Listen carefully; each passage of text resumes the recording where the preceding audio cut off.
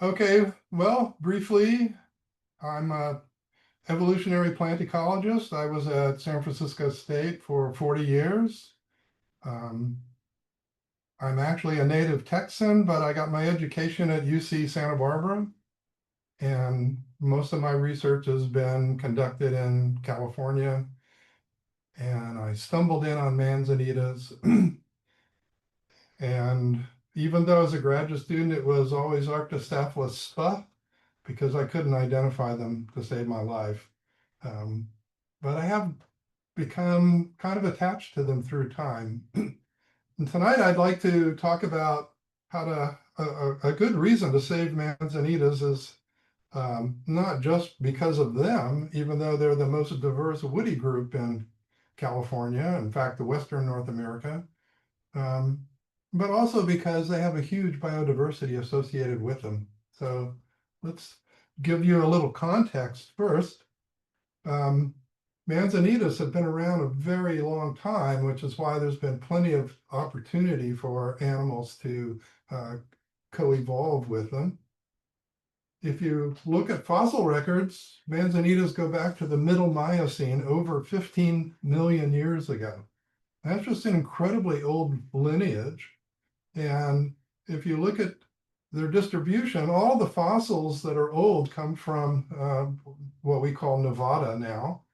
And you can kind of see why. If you look at what California was like at that point, it was mostly young Sierra Nevada with in Nevada itself was a structure called the Nevada Plano. So it was an elevated area. And apparently the rivers off that plain went through the Sierra, and that's where all the gold came from the 1849 gold rush. But if you look at the rest of the state, the Central Valley was mostly a shallow sea. The coast ranges were volcanic islands, not much there. So that's why the fossils were farther over. Manzanitas are part of a subfamily of the blueberry rhododendron family, the Ericaceae. And the Arbutoideae is the name of that subfamily, and it is one of the two oldest lineages that remain in the Ericaceae. So that's why they go back so far. There's only 6 genera. 5 of them are Mediterranean climate species, and those are the first 5 listed. We're not going to talk about Arctos tonight. That's the alpine bearberry. It is found only in alpine areas, mostly in Canada. There's one site in the United States, and it's an Arctic plant. So it goes all the way through the northern boreal and Arctic areas. Really cool plant, very different from the Mediterranean plants. The madrone you're probably familiar with. We have one species of arbutus in California, Manzanitae, but there are actually 10 species, 3 in the Mediterranean itself, and the rest of them in Mexico. Another plant called the summer holly, there's about 10 species and 10 subspecies, and that's the genus Cumarostaphylos. That is changing because there's all of a sudden a lot of taxonomy and systematics being done on it in Mexico. And then we have 2 plants that are Californian and northern Baja, and that's Ornithocephalus and Xylococcus, the Baja birdbush and the Mission manzanita. 1 species per genus in that case, and you might be familiar with them if you ever visited Southern California. And then you come to Manzanitas and Arctostaphylos, and you notice there are over 100 different species and subspecies. So something else is going on with Arctostaphylos. And I'm going to argue that one of the stimuli is the fact that they interact and have co-evolved with animals. The other thing to keep in mind is that arbutus is a tree, and it grows in forests. It has fleshy fruit, and the fruit are bird dispersed. And all of the madrones, except for one of them in France and Spain that jumps to Normandy and jumps to southwestern Ireland, that's more of a shrub, but all the rest of them are trees. And they grow in forests, and that's a really different kind of habitat for all the other species, which are shrubs. Arbutus is really old. We have fossils from North America that go back to the Oligocene. That's 30 million years ago. And some of the fossils that are more ambiguous go back as far as 50 million years. So we don't really know how old this lineage is, but it's clearly very old and originated in North America. So all of those three taxa that are in the Canary Islands and the Mediterranean probably came from North America at one point. Here's the distribution of those plants so that you get a feeling for where they are. But I wanted you to keep remembering that these are forest plants with fleshy bird dispersed fruit. The summer holly, Cumarastaphylos, the three pictures at the top is ours, Cumarastaphylos diversifolia. Classic flowers for this family. It also has fleshy fruit. And there's some diversity of fruit color and flower color once you get into Mexico and down toward the highlands of Central America. But there is a key difference between these fruit and arbutus fruit, and that is these seeds have a very thickened endocarp. So the tissue that surrounds the seed is stony, just like a nut, but they're very small, so we tend to call them nutlets. And in Cumarastaphylos, there are 5, and they are fused together into a single sphere. So it's a very different kind of structure. But the fruit themselves are bird dispersed. And we have that one species in California and northern Baja, but the rest of them are basically Mexico and Central America. Ornithostaphylos oppositifolia, the Baja bird bush, very beautiful plant, rather large when it gets mature. Notice the very thin leaves, skinny leaves, but it also has different kinds of fruit from what we've been looking at. Now we've got dry fruit when they're mature and stony endocarps. The Mission Manzanita, same kind of idea, very similar flowers to everybody else, but the fruit in this group mature to black, which is interesting. But also they're dry at maturity as well. And the seeds are thick in stony nutlets that are all fused together. And they're basically Southern California and Northern Baja. Most of the California Ornithostaphylos, by the way, had been killed off due to the border wall because they were just barely in California. So we only have one for sure that's still alive. In our state. So we still get to claim it. Then you get the Arctostaphylos, and now we have a diversity of plants with different kinds of fruit structures, but they're basically similar in that they're dry at maturity, and they have seeds with a stony covering of endocarp. In the case of Arctostaphylos, some of them are fused completely, but others they're less fused or not fused at all. So a little bit of diversity there. And Arctostaphylos is pretty widespread throughout the northern areas, but that's basically Arctostaphylos uva-ursi. And that's where everybody else is. In Mexico, you've got Arctostaphylos pungens. In Arizona, you've got 2 other species, and you have the greenleaf manzanita throughout the West. Otherwise, you're just looking at a map of uva-ursi. Now, we tend to think of manzanitas as being in dry habitats, and they definitely are. But you tend to get different species associated with different kinds of soil types.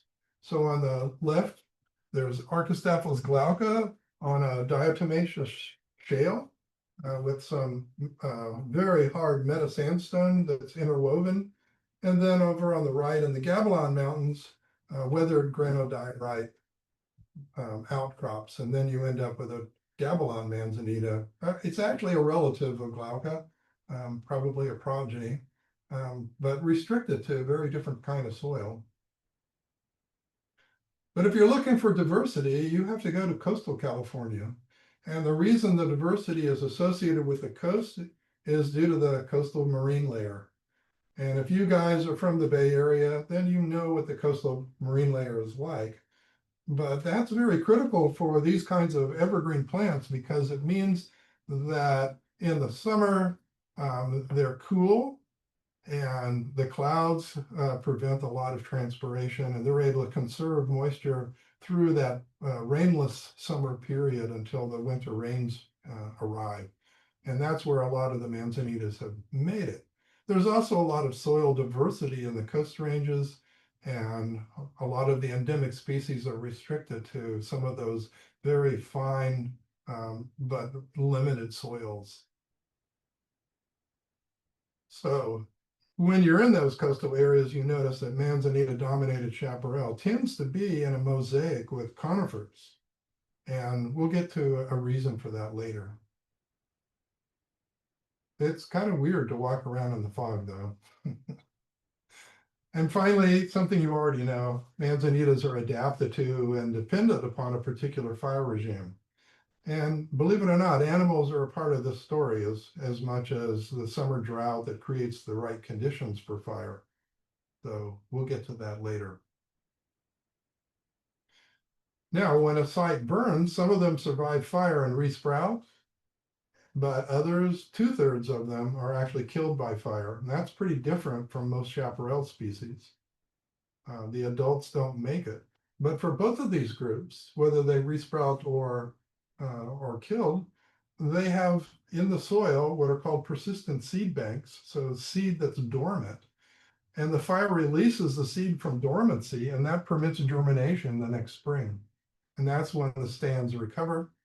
So the obligate seeders, the ones where the adults are killed, completely recover after that, and the resprouting species gain new members. But think about it this way, the ones with resprouters, very few individuals die in a fire, and that means genetically you have consistency through time. So for different fire cycles, hundreds and hundreds of years or up to 1,000 or more, you basically have very little change in the genetics of that stand of plants. But for obligate seeders, every time there's a fire, all the adults are killed, and the new climate filters the genetics of the seedlings that are coming up so that they're able to adjust the genetics of the population with each fire cycle and fine tune the populations to the new climate or to the edaphic conditions. Really kind of a nice, interesting shift. So this is the context I want you to keep in mind, that Arctostaphylos does have some ancestral traits like resprouting and stony endocarps with seed for some of the relatives and similar flowers throughout the entire subfamily. And they do share some interesting traits with Xylococcus and Ornithostaphylos, even though those plants are really very different. One of them is that in the spring, when there's new stem growth, at the end of the stem, they produce what are called nascent inflorescences. And that is, at the end of each new stem, young inflorescences begin to grow, but they don't mature. Instead, they stop their development and they hold those inflorescences through the summer and fall until the winter rains come. And then they immediately take off and begin to flower. And that has enabled flowering to shift way early.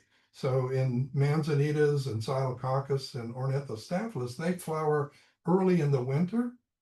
You know, Manzanitas will flower as early as December if you give it water. And that means that the fruit can also finish off the fleshy phase and be dry before or very early in the summer when the rains have ceased, the temperatures increase, and the plants are not holding fleshy fruit that demand a lot of water. Arbutus and Cumarostaphylos, their fruit don't mature until the middle of summer and into the fall, and they have to put up with being able to provide enough moisture for their fruit to mature. Now, when you have dry fruit and you have very thick endocarps covering the seed, you have now created food for rodents. And so shifts have now occurred from bird dispersal to rodent dispersal. And now rodents will eat the seed, but they also bury the seed. And that's how plants get dispersed and survive. There are some unique traits in Arctostaphylos. They have a new leaf morphology. The leaves are upright with stomata on both surfaces for most species. And we're not going to really go into that, but you can see how that's a good adaptation for dry conditions. But the one that we're going to concentrate on is the fact that they have dormant seed. This is the only genus in the Arbutoideae that have seed that doesn't germinate until the dormancy is broken by fire. And it means they can create persistent soil seed banks. They also now have obligate seeding species, and you can't develop obligate seeding unless you have some kind of persistent seed bank. So those two things go together. So these are the things I want you to keep in mind. And what's the conclusion? Well, they're bloody beautiful plants, and they have great diversity of structures. Some are small trees, some are prostrate. They have different kinds of leaf colors. They may be very waxy, they may be very fuzzy, they may have glandular hairs, different sizes of fruit. It's a really diverse lineage of plants. So this is what I've come to conclude after studying them for a while. They're just an incredible group. And when we start looking at some of their interactions with animals, I think you'll agree. What's impressive to me as well is that these plants support massive amounts of biodiversity. So they basically are their own little ecosystems. Okay, and that's the lesson I want you to take home tonight. The other way to think about this is that you are a human, and as a consequence, your senses are actually very dull and limited. And I don't say that as a joke. We see a lot, we smell a lot, right? But if you're a bird, you can zoom through the shrubs at high speed and not hurt yourself at all. We could never do anything like that. You can take a dog out for a walk and it smells everything under the sun, things that you don't smell at all. That's true for the mammals that you'll find in the chaparral. They can smell seed that's been buried, so it's underneath the soil. It's incredible what they can do. You've got moths that can detect a single molecule and know the direction it came from and move in that direction if it's something they want. So it's a very different world. These plants are adapting to not only what we see and smell, but to other odors that other organisms smell, to other senses and other parts of the wavelengths that other organisms can see that we don't. So remember, these plants are adapting to that whole spectrum of animals that they interact with. And we're just a small part of that. So let's start with their flowering. They have beautiful flowers. I mean, even though they're small, to me, they're really nice. I don't know, I just really like them. They are very important for the insect world because they are very early flowering plants in the middle of winter. And that's really important for earlier emerging queen bumblebees, for example, and a high diversity of bumblebees and other native bees of different types. My favorite is actually a bee fly, though, because they hover and they just zoom right in. But the native andrenids are also kind of cool. A lot of them are too small to actually get to the nectar. Their tongues are too small. So I'm going to enlarge that one and point out that this is what the andrenids do to get that nectar. They just chew a hole in the side of the flower. So they're not effective pollinators, but they do rob the nectar. And they also now provide openings for other insects that are not pollinators. So even though the flowers aren't getting pollinated, they're actually supporting even more kinds of insects as a way to use their nectar. Oh, well. Lots of other plants or lots of other animals are part of the pollination world. A lot of butterflies and moths, and of course, hummingbirds. Just enough pink in those flowers. Now, I didn't talk about this earlier, but Manzanitas do have two different lineages. And they were probably separated millions of years ago. they're not completely separate in the sense that there is a little bit of hybridization that goes on, but not very much. But it's enough separation that they can co-occur with one another and not hybridize themselves out. So one example is Manzanita Park in Prunedale. And I've put up diagrams of two of the species there, Pajaroensis and hookeri. And these are the lower axis is just months of the year, and the y-axis is just numbers of things. But what I want to point out is that these two different clades or lineages of Manzanitas flower at different points in time. And the flowering periods barely overlap if there's any chance of hybridization. And while that might have been originally selected to prevent hybridization or limit it, it also supports now pollinators over a much longer time period than a single species would have. So instead of just having flowers in December and January, petering out in February, now all these pollinators have flowers from December through March and into April.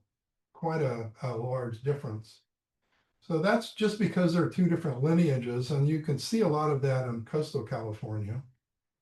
There's another way that Manzanitas differ that also spread out flowering, and that is they have different ploidy levels. So you can go to Pacifica and find on Montera Mountain, Montera ensis, which is a diploid. And here at late December, they're already beginning to flower because there were already enough rain. But an adjacent plant, the Arctostaphylos crustacea, is a tetraploid.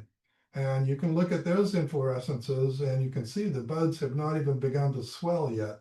So it'll be a couple of months later. And about a third of the taxa and Arctostaphylos are tetraploids, and they are quite delayed in their flowering. So there's a way these Manzanitas are able to support lots of pollinators due to the different timing of all these different species. Really kind of cool. Okay, so we've got the flowers pollinated and the fruits beginning to grow. What about animals? Ooh, well, the first ones are the wave of insects that arrive to lay eggs in the seed chambers and other parts of the fruit and begin eating the fruit. And you can see that one in the middle of the slide there clearly has a very large larvae on the inside that is just eating out that one. A lot of fruit do make it. They survive that insect onslaught. Otherwise, we wouldn't have Manzanitas. And here's some fruit from the Refugio Manzanita, and I want to highlight this one because a lot of the insects that eat the seeds are wasp-like critters that lay a single egg in a seed chamber. And as the larvae mature, they have to escape. And if you look at the tops of what appear to be the tops of the fruit, you can see little white specks, and those are these insect emergence holes.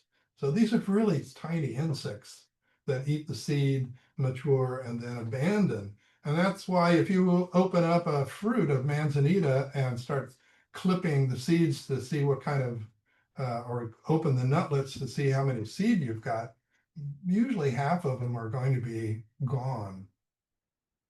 Amazing how many insects are there. So some of it is good fruit though, and that's got to get dispersed.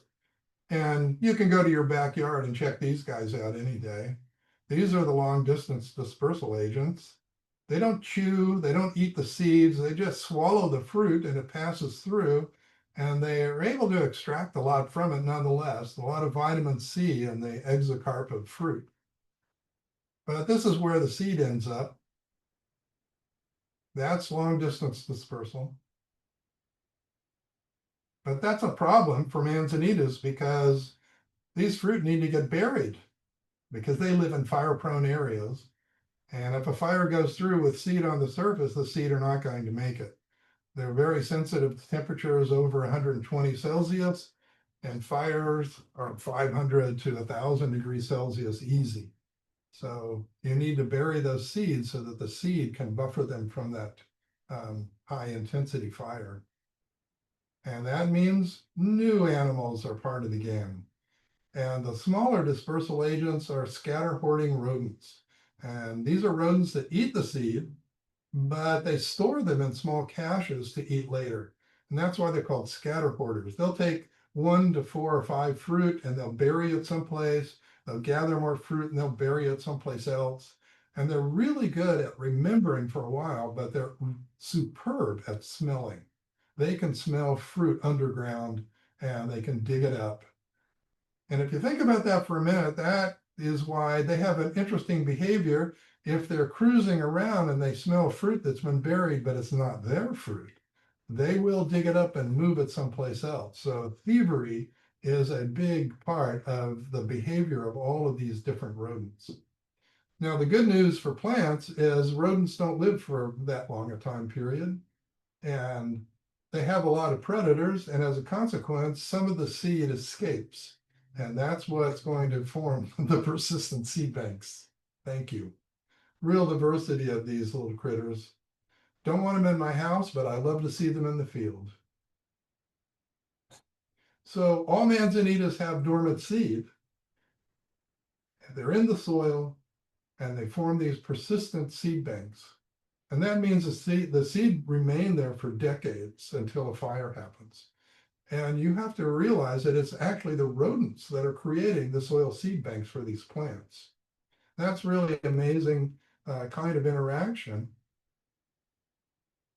Arctostaphylos is the only lineage of the Arbutoideae that have dormant seeds, even though Xylococcus and Ornithostaphylos probably also have rodents that are involved with their fruit.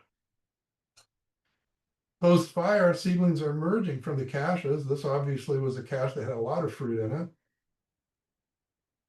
And what's cool is these caches actually help seeds to differentially survive. So if you look at this graph on the bottom, the x-axis, from left to right, you're looking at increases in fire intensity. And on the y-axis, the one going up, it's the percentage of seedlings that are clearly for rodent caches. And that means there's too many seedlings coming up that it's not an accidental fruit that got buried. And by the time you get the very high intensity fires, the percentage of seedlings coming from rodent caches is almost 100%. So the rodents are very critical for seed survival in high intensity fires. You can kind of see it in this graph.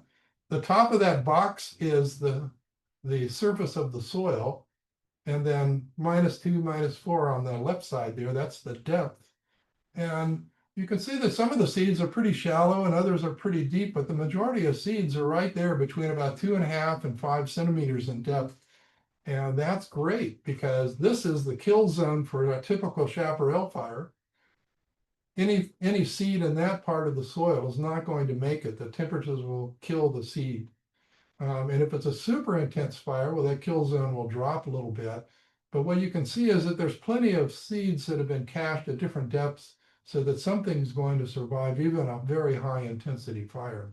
Really a nice way that these plants have interacted with rodents through time. Caches are evident with every species of Manzanita that I've seen post-fire so far. Really nice. And of course, in science, you have to do field experiments to show that it's actually rodents doing the work and not accidental, fruit falling into holes or something. So you can put fruit out with fluorescent powder, wait overnight, and the rodents will cross the powder to get that fruit and go bury it. You can follow their fluorescent trails. And then you use students who have good vision to dig up the caches. So there were 4 of us on this particular day, and we dug up 52 caches. Those 2 ladies dug up 50 of them. Me and another old guy, we were in our 60s at the time, we were only able to find 2.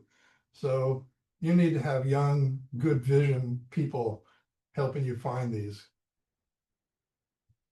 Meanwhile, it is rodents that are creating these persistent seed banks. So they're not actually very bad. They're very important for the Manzanitas. And the context of why they're important is that from the Miocene on, we've got longer and longer summer droughts until we have the current conditions now. you've got rodents caching the seed, and then you have intense canopy fires every 50 to 100 years. Now, seedlings of Manzanitas are not shade tolerant. So if they germinate in the shade of a stem, they're not going to make it. But if they germinate after a fire, it's perfect conditions for them. High sun, a lot of minerals from the fire. And so this has worked out to be a great situation for them. So it's really a reciprocal evolution between Arctostaphylos and rodents. The rodent caching had to develop prior to the evolution of seed dormancy in this lineage. And once rodent caching was a consistent behavior, you could evolve that seed dormancy, and then post-fire pulses of establishment would develop, and that would spread through the population. And after you've got that kind of condition, then obligate seeding could evolve after that point. And 2/3 of Manzanitas are now obligate seeders. So it's a great adaptation that's happened. One other little aspect before we leave the rodents, this box A are fruit, and they have odors associated with them. My nose doesn't smell very much of those odors, but the rodents can detect them underground. Once the pericarp has rotted away, once it's in the soil, then all you have are the nutlets that you see in this box B, and there are no odors. And so now those seeds and nutlets are basically hidden from the rodents. They can't find them deliberately. They can find them accidentally if they dig in the right spot, but you have to, of course, do experiments to show that. And I did some artificial caches in the field after the final fruit fall in October. And we just created these artificial caches, did one experiment for 3 weeks in the early fall and one experiment for 7 months subsequently. And there were 2 treatments. One, we buried 5 fresh fruit, or we put in 5 sets of seed that were extracted from the soil. So they were old seed in the seed bank. And this is what happened when you went to recover the caches. The rodents got almost all of the fresh fruit, and all of the seeds pretty much were the only thing that could hide from the rodents. So you've got differential olfactory cues that the fresh fruit are providing, and the nutlets themselves can now hide. So the rodents are not merely creating the persistent seed banks, and they're using the fruit odors to locate them, but the nutlets lack odor and now are hiding from the rodents. So that's great. Okay, let's take a look now at the adults, because there are animals other than deer that go by and chomp on them. Fungi can be a part of this world. And if you've wandered in Manzanita stands, you've probably seen occasions of red stems coming out.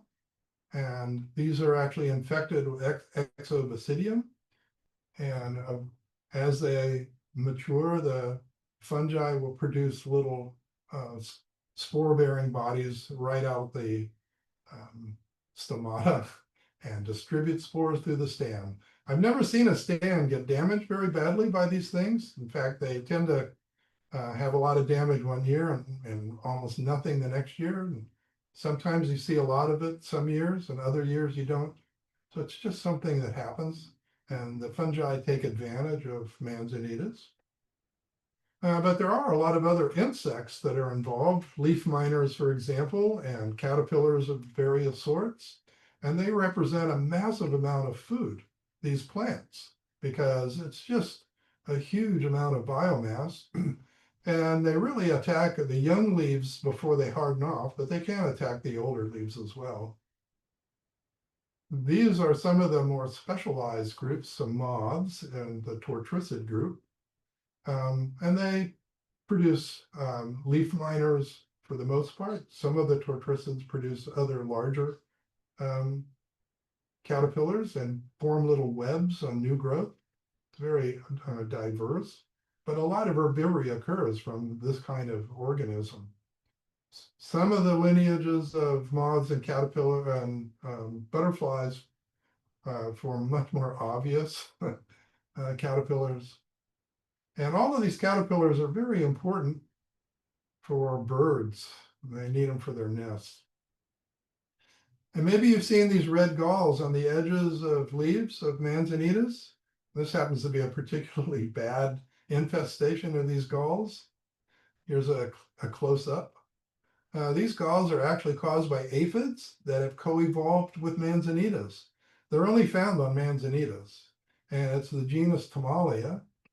And you get inside these galls, and the aphids have a very safe place from their predators.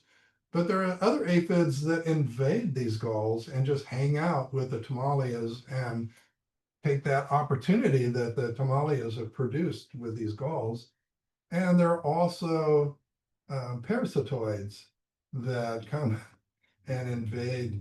And yeah, you get the picture. It's another little minor ecosystem all to itself.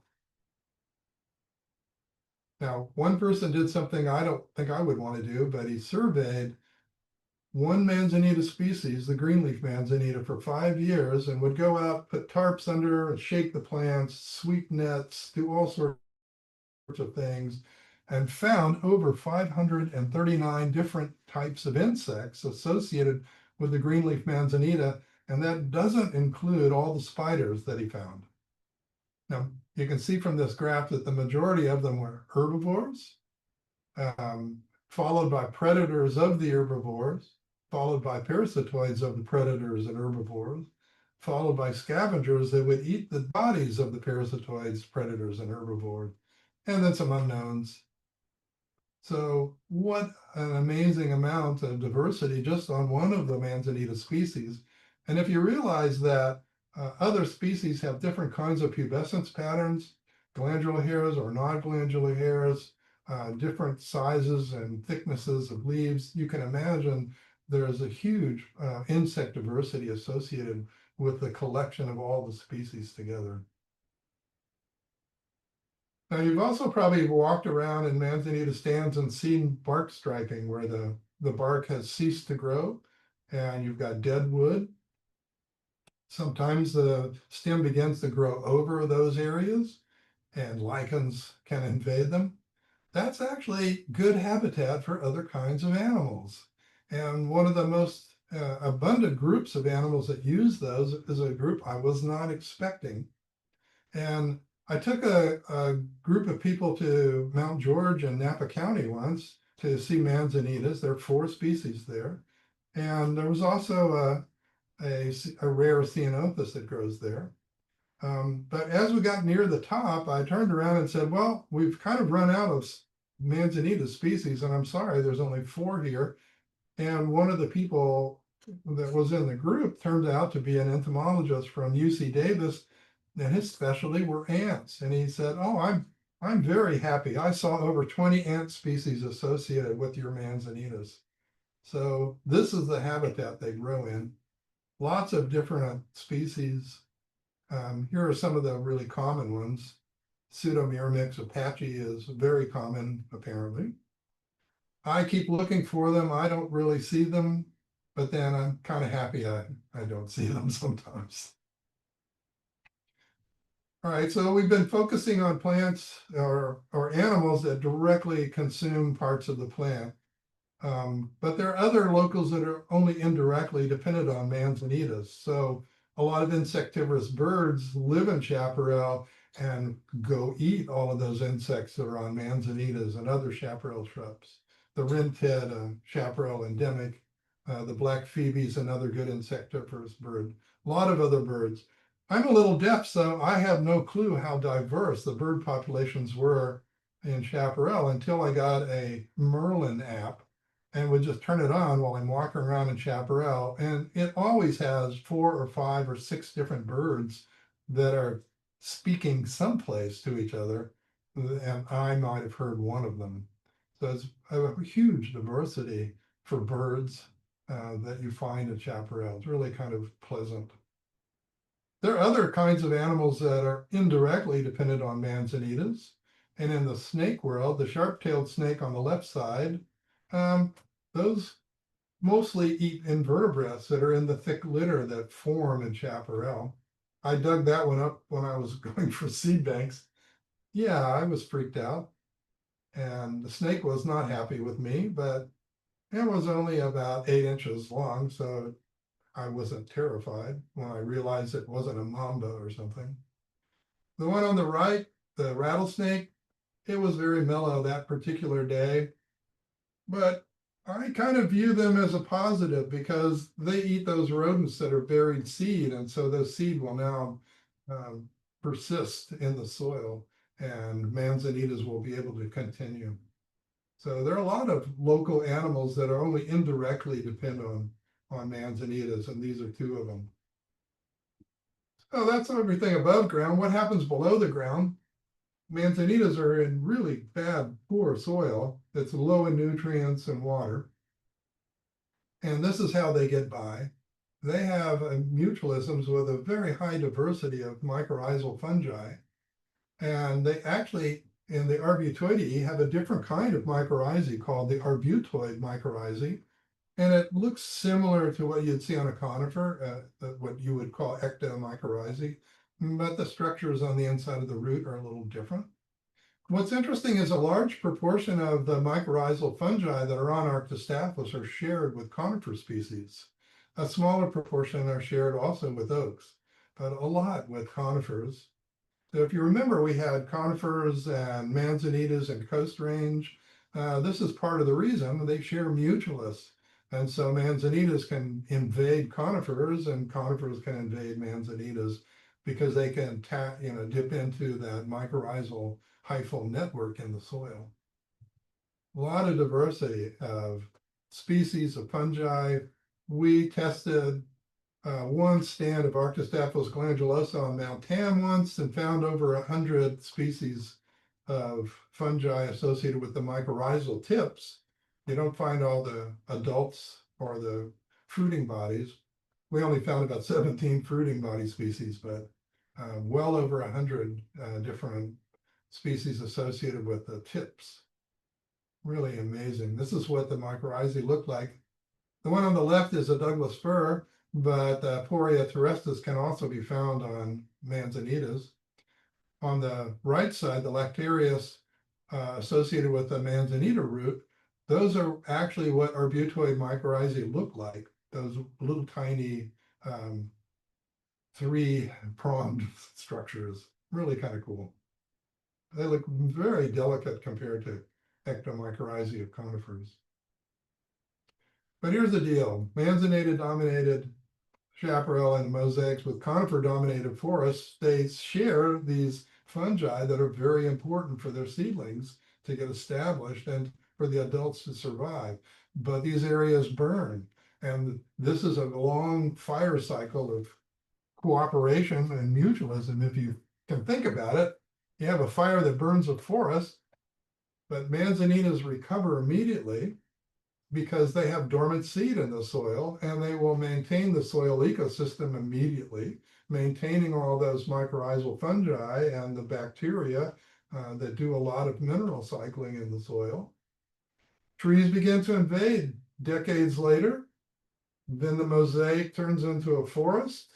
The trees shade out the the manzanitas, and now they're just seed in the soil. Then a fire comes back. You got this wonderful little long-term fire cycle of flipping through manzanita-dominated chaparral or conifer-dominated forests, going back and forth with every fire cycle. You got to let those fires be long-term, big intervals, otherwise you're going to short circuit that.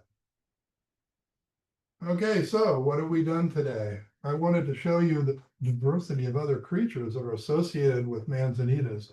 And we've looked at a lot of good ones like pollinators and insect predators, large mammals for long distance dispersal.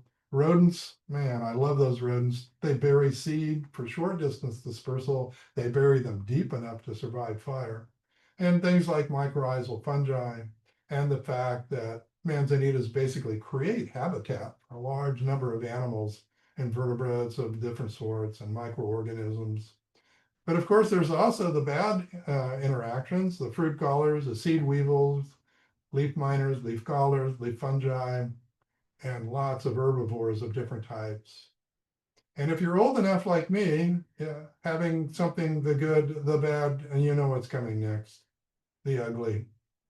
And in the case of Manzanitas, it's artistically cool. And lots of other things live there. Now, I'm going to conclude by reminding you that wildfires happen, but current fuel management policies and actions are seriously impacting the populations of Manzanitas and all the organisms associated with them, and converting it into basically annual grass. So walk away remembering that Manzanitas are a central player in an ecosystem of animals and microorganisms that are centered on Manzanita resources. And when you're not just removing Manzanitas when you cut back vegetation, you're removing all the animals that are associated with it and replacing it with introduced annual grass. So thank you guys for being patient and making it to the end here if you've made it that far. And I'm happy to answer questions out of the chat. Thank you so much. That was really incredible to learn so much. Very impressive to look at all the different insects and wildlife that are associated with the manzanita. And the life cycle is really amazing. Good. Yeah. So what kind of questions do we have? We do have a question from Joan, who asks, do you absolutely have to have fire for seed to germinate? They had an example of let's see, they had a dozen manzanitas, no fire, and they germinated under a Dr. Hurd a year ago, late spring, potted some up and transplanted several into a master gardener demo garden. And this is in Morgan Hill. And they were wondering if they would be Dr. Hurd's. Also some Howard McMinn and Sentinel near the Dr. Hurd's. Yeah. So I don't know if those are Yeah. Sprouts or So the names aren't, I'm not very good with horticultural names, but yeah, there's occasional germination of manzanitas not associated with fire, but of all the experiments that have been done, old seed can sometimes be stimulated by hormonal treatments or some modified nitrogen compounds that pollution creates, but mostly you need a heat treatment. Then you need chemicals from smoke, and then you need a chill, and then you can get germination after that. But again, it's not going to be a large amount of germination. So there's only one study that it did a lot of details on it, and that was the sequence that they got the best work. I've only gotten poor rates of germination, and the best has been using hormones on old seed that were extracted from the soil. so kind of tricky to grow them outside of fire then, huh? Yeah, and you really, I mean, they don't really respond to scarification, for example, but if you run a bulldozer through a manzanita stand, sometimes you get a response. So it's not really, there is no single story to how to germinate these things. So Robin asked, are there relationships between manzanitas and quercus? Well, they do share mycorrhizal species to some extent. So they do tend to co-occur, but the majority of the fungi associated with manzanitas are not on oaks, and the majority of fungi on oaks are not on manzanitas, but they can facilitate each other's establishment. Yeah. That's about it. They co-occur.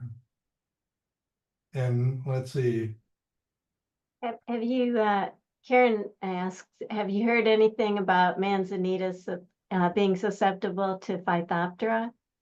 uh, let's see, some of the species seem to die back radically. Myrtifolia in Ione was having problems for a while. Other Manzanitas seem to tolerate it. They die back a little bit and then recover. So there's some kind of diversity out there, but yeah, it's a problem. Joanna is asking, it says she would imagine each California keystone species would have similarly complex and documented systems. Is that a question? That's a question. Is it maybe this one seems a little more complicated than others, but certainly the oaks are Yeah. very complicated too. The oaks would have a wonderful world of insects consuming them. And the birds love that because they eat those caterpillars. Oaks need jays and squirrels to bury the acorns. I heard a story once of the national park people cleared a bunch of invasive plants from parts of Santa Cruz Island, and they were like, oh, how are we don't have the personnel to restore this area. And somebody came up with the idea of just collecting a lot of acorns, putting them out in big bundles and letting the birds do the work. And the birds came and buried tons of acorns for them, and they got a good response. I don't know if that's apocryphal or not, but yeah, they got the birds to bury the seed and do the job for them. Got to put the animals to work. That's right.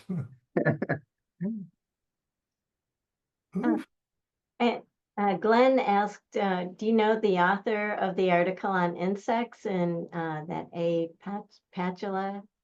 I do. I don't have it in front of me. But if you Google insects on greenleaf manzanita, and it's a Forest Service publication, so it'll come up as a free download. The name starts with a V. That's my memory. Yeah. And Robin asked if can they be propagated with cuttings? I know that the National Park Service cloned many of the Franciscana Yeah. on that one plant they had, but I don't know if they use, I don't know how that works, but I guess cuttings are possible. Cuttings, that's how most people do it. Really difficult with seed, but they're really easy to create cuttings as long as you realize it's going to take a while and you use heat from the bottom, under heat, No. and a lot of hormone. It works.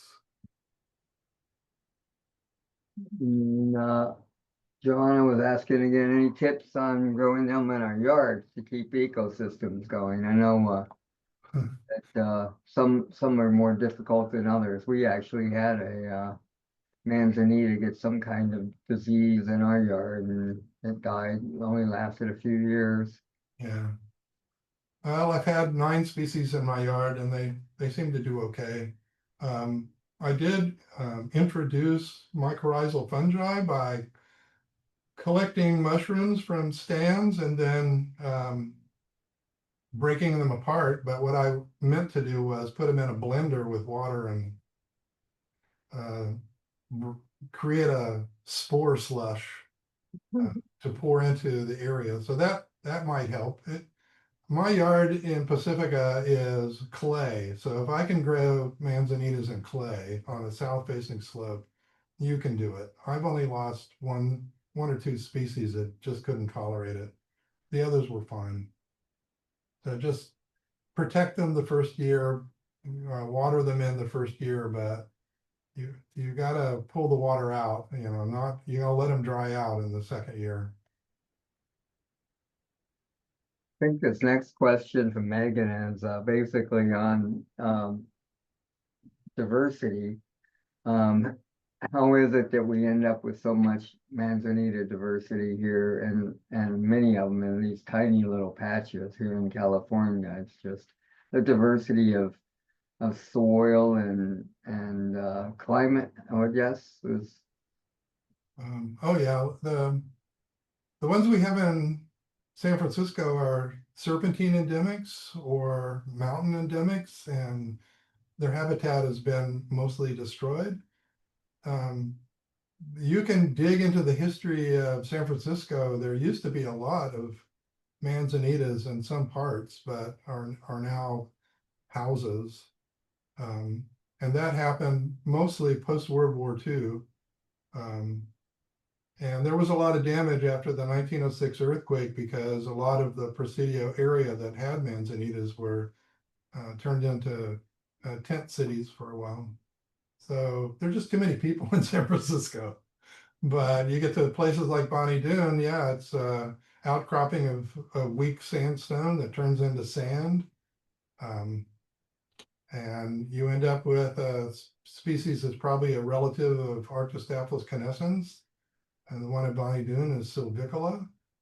And it's adapted now to that particular soil type. And there are actually 3 other species there. So it's a really diverse spot. Well, related to that, in San Francisco, Bob asked if you've been to see the Brotherhood Way Manzanita.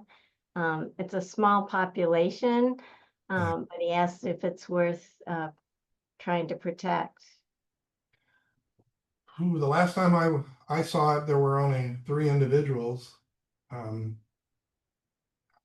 It's worth saving just because it's the only location. Well, one of the individuals was a subspecies of crustacea that was first named from Brotherhood Way in Lake Merced area. Now you're down to the single individual. But more of them occur on the Monterey coast. I mean, it's not worth saving if you're not going to make cuttings and try to expand the population in that sense, because there's a lot of poison oak there. There are trees that shade the habitat, and you have to kind of open it up. And yeah, I threw away some shoes from the last time I was there.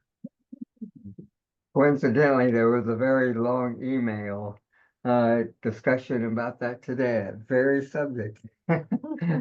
With Jake saying, poison oak, lots of poison oak. Lots of it, yeah. And Glenn Phillips, thanks for putting in that link to that USDA study. Oh, there it is. Folks, yeah. Found it. And Julie is interested in Pedicularia stensiflora. It can be found on trees and shrubs like Arctostaphylos. Anything to say about this? What's the common name for Pedicularis densiflora? Good question. I don't know. Julie, you have it? The Indian warrior. Oh, yeah, that does sound right. I think they are, I haven't, well, I see those mostly in forests with conifers. I think they are root parasites to a small extent or some extent. I'm not sure anymore. Yeah, it's been a while, so I can't help you there. You know, we saw them down at that preserve Edgewood. I know has a fairly good population of that. And well, hey, thank you so much for answering all these questions, and that was absolutely a beautiful presentation on a beautiful plant, and beautiful. All of them are gorgeous, and we need more. Right. Much inspired gratitude. us. Yeah, much gratitude coming from the audience. By the way, I wish we could all be together. All right. This is the best we can do in these circumstances. Well, you know, your audience escaped me because if I teach in a public ceremony, I like to get into the audience and poke at them. So yeah, they were able to get well, we're just starting to have live presentations again, just kind of playing around with it. So maybe we'll, if you're interested, we'll get you back for something. No problem, no problem. Great. Well, thank you so Thank much, you. Tom. My pleasure. Really appreciate your time and knowledge. All right. Night, Good everyone. night, everybody. Hope to see you next month. Adios.